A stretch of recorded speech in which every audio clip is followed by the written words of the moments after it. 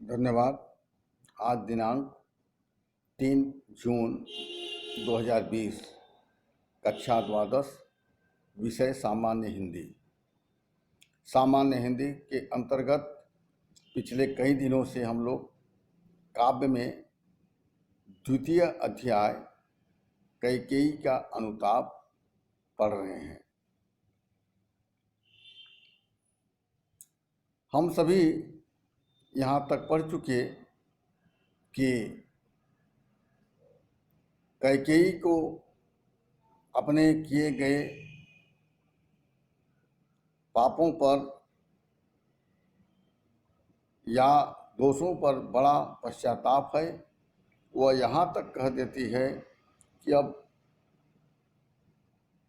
युग युग तक यह मेरी कहानी चलती रहेगी कि रघुकुल जो एक पवित्र कुल था, उसी पवित्र कुल में एक अभागिन रानी कैकेयी का भी जन्म हुआ, जिन्होंने ऐसा कर्म किया। और अब वह आगे यह बताना चाहती है कि अब जितने भी लोग जितनी बार जन्म लेंगे, सब लोग मेरे विषय में मेरे इस स्वार्थ की कहानी को पढ़ेंगे और पढ़ करके मुझे धिक्कारेंगे। अगले पद्यांश में देखिए कैकेयी क्या कह रही है कि निज जन्म जन्म में सुने जीव यह मेरा। निज जन्म जन्म में जीव, यह जीव जितनी बार जन्म लेगा वह मेरे इस स्वार्थ से युक्त कार्य को पढ़ेगा और पढ़ करके धिक्कार उसे था महास्वार्थ ने घेरा। सब लोग मन पढ़ने के बाद मेरी स्वार्थ की कथा या स्वार्थ की कहानी या स्वार्थ के कार्य के विषय में जब वह जीव अपने जितनी बार जन्म लेगा, उतने जन्म में जब यह सुनेगा कि रघुकुल में एक अभागिन रानी थी जिसको कि महास्वार्थ ने घेरा था, ऐसे रानी को धिक्कार है कि उस रानी ने अपने स्वार्थ के कारण पूरे अयोध्या राजवंश को उथल पुथल कर दिया।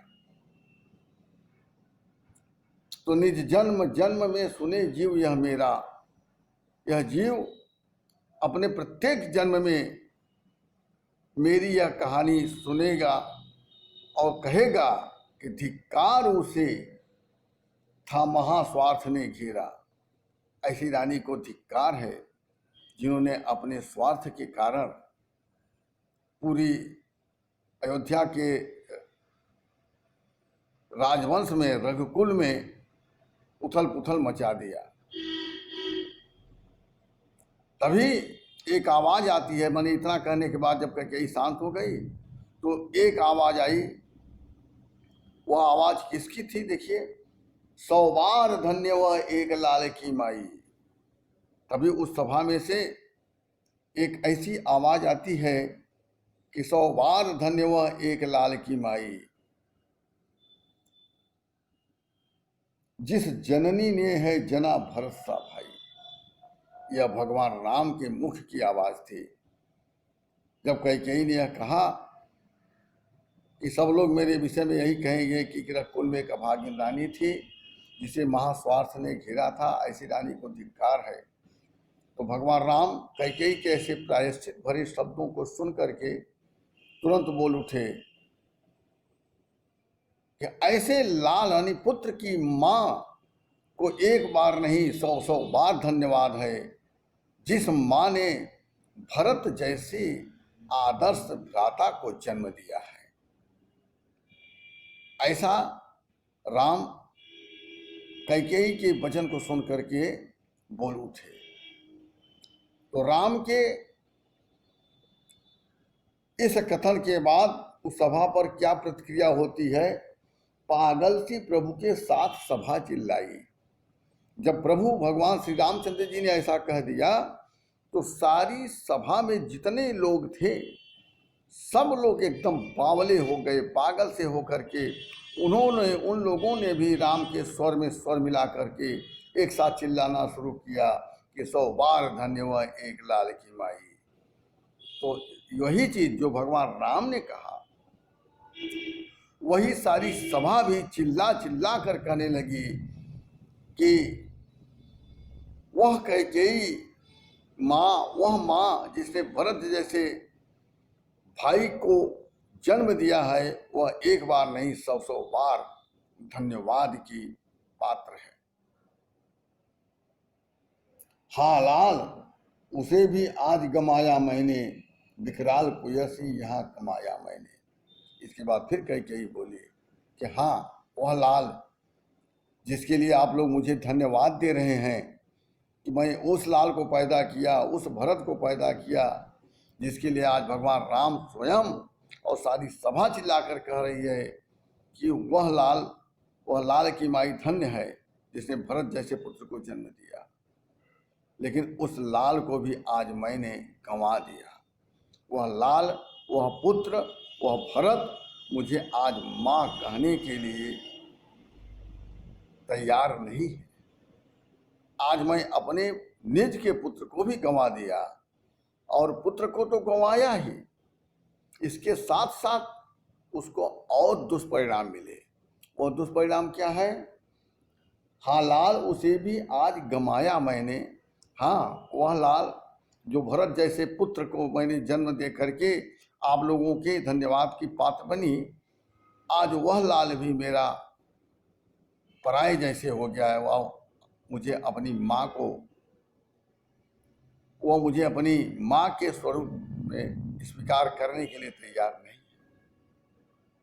और पुत्र को गंवाने के बाद विकराल कुयस ही यहाँ कमाया मैंने। पुत्र तो गंवाया ही, साथ ही साथ मैंने बहुत बड़ा कलंक प्राप्त कर लिया, बहुत बड़ा अपयश प्राप्त किया। मेरी जो एक लोकप्रियता थी, प्रसिद्धि थी, यश था, वह सब समाप्त होकर के उसकी जगह पर मुझे अपयश मिला, कलंक मिला।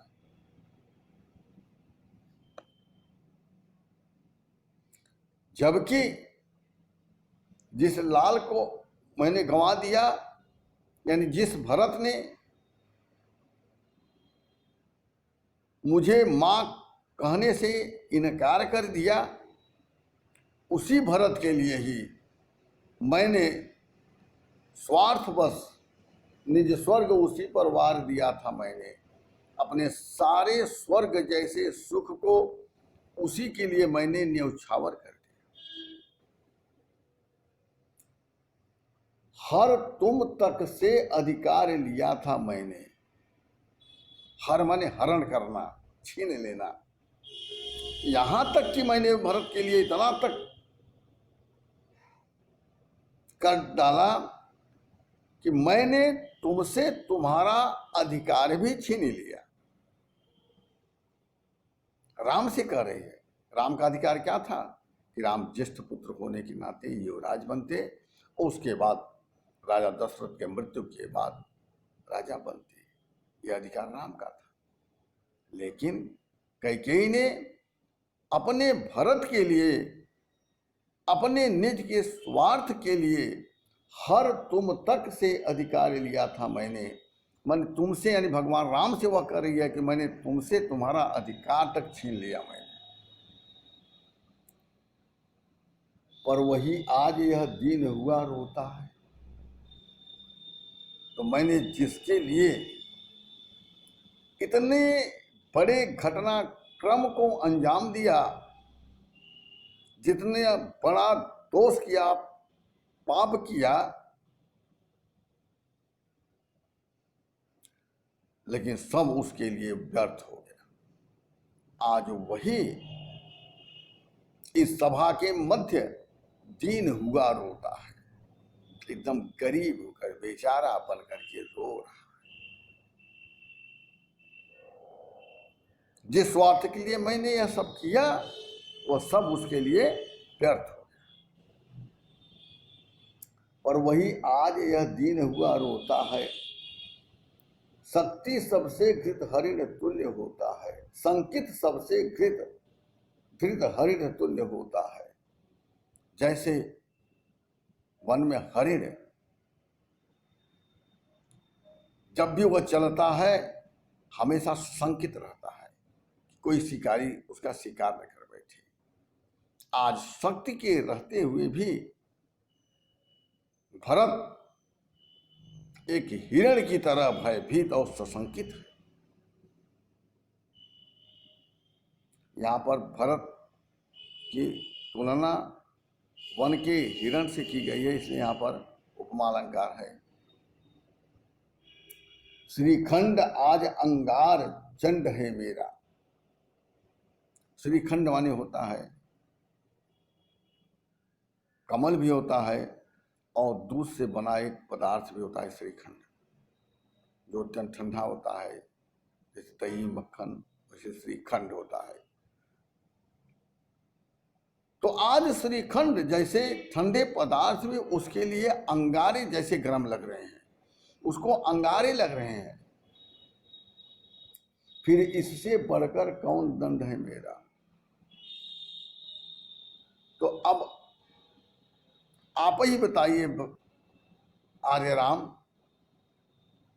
कि जब सारी परिस्थितियां मेरे प्रतिकूल हो गई, मेरा अपना पुत्र पराया सा लग रहा है, सारा त्रैलोक्य मुझे धिक्कार रहा है मेरे स्वार्थ के कारण,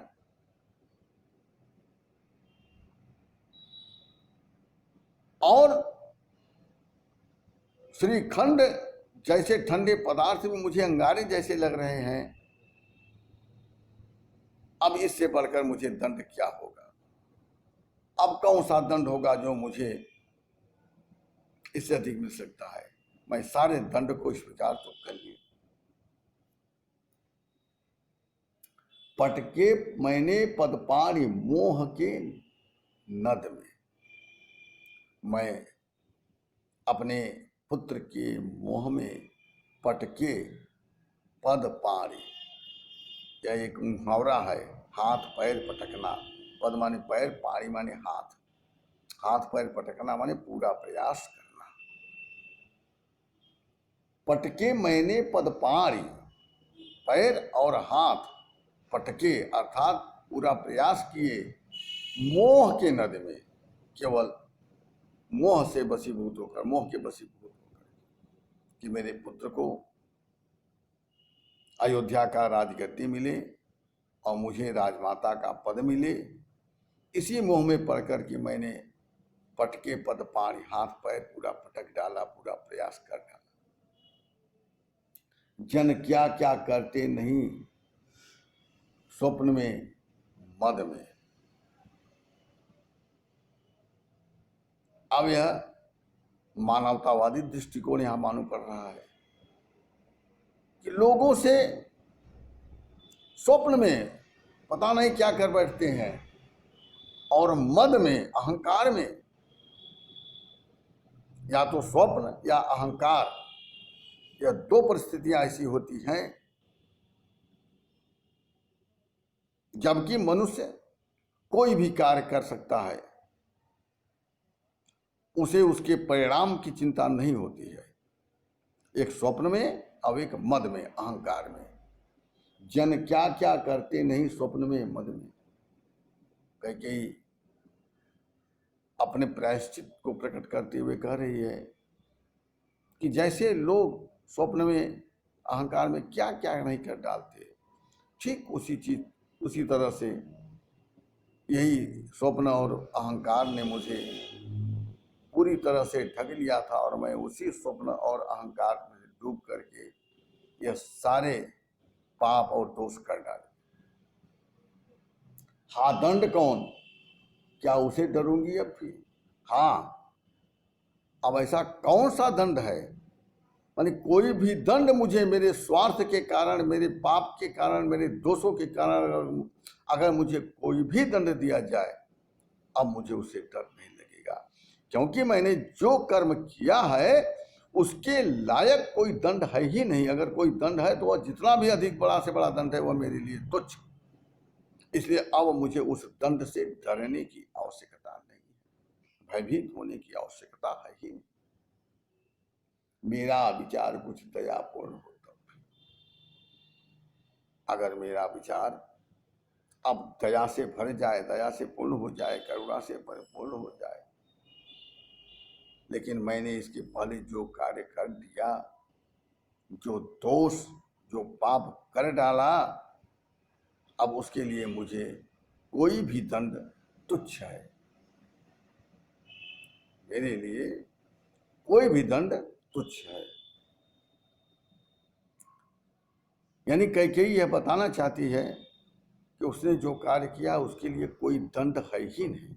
अगर कोई दंड है तो उसकी अपेक्षा, उसके दोषों की अपेक्षा वह तुच्छ है, इसलिए वह डरेगी।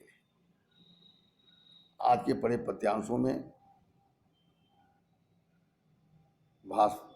भाषा खड़ी बोली संस्कृत के तत्सम शब्दों से युक्त है। शैली में प्रबंध शैली, छंद में तुकांत युक्त छंद है, तुकांत युक्त काव्य है।